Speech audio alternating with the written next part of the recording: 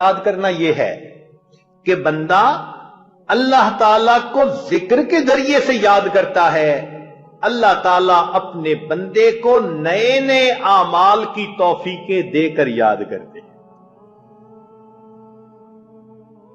اللہ اس بندے کے راستے کھولتے ہیں، فیصلے اس کے حق میں کر دیتے ہیں، اس کے لیے خیر کے فیصلے کر دینا یہ اللہ کا یاد کر رہا ہے۔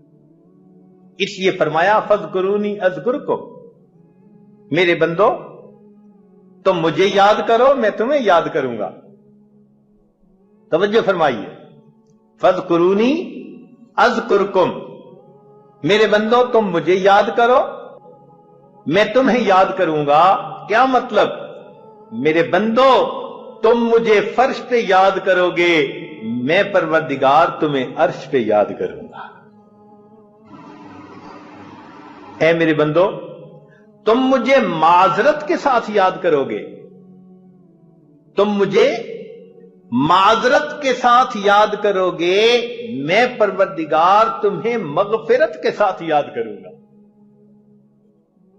تم معافی مانگنا میں معاف کر دوں گا، تم معذرت کے ساتھ مجھے یاد کرو گے، میں پروردگار تمہیں مغفرت کے ساتھ یاد کروں گا۔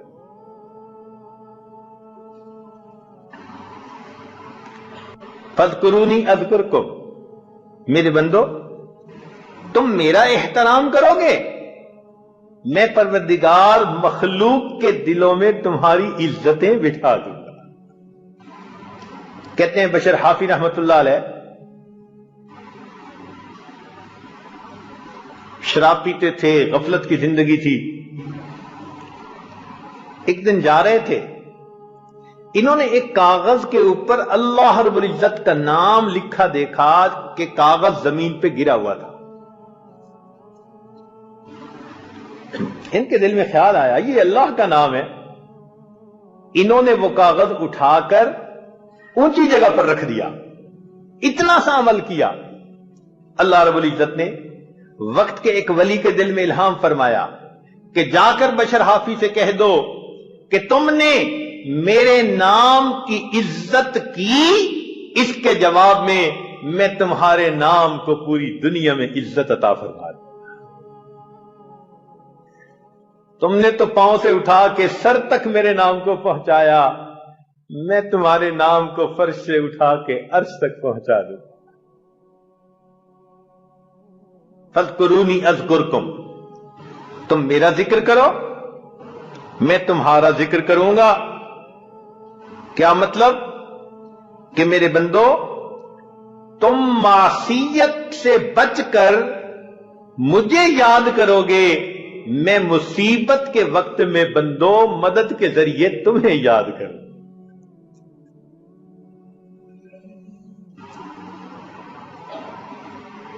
فاذکرونی اذکرکم، تم مجھے یاد کرو میں تمہیں یاد کروں گا۔ کیا مطلب؟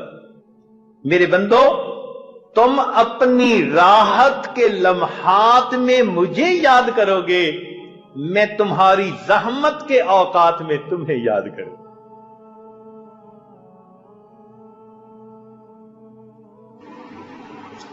فاذکرونی اذکرکم، میرے بندو تم دنیا میں نرم بستروں پر لیٹ کر مجھے یاد کرو گے، اور میں پروردگار قبر میں تمہارے لیٹتے وقت تمہیں یاد کروں گا۔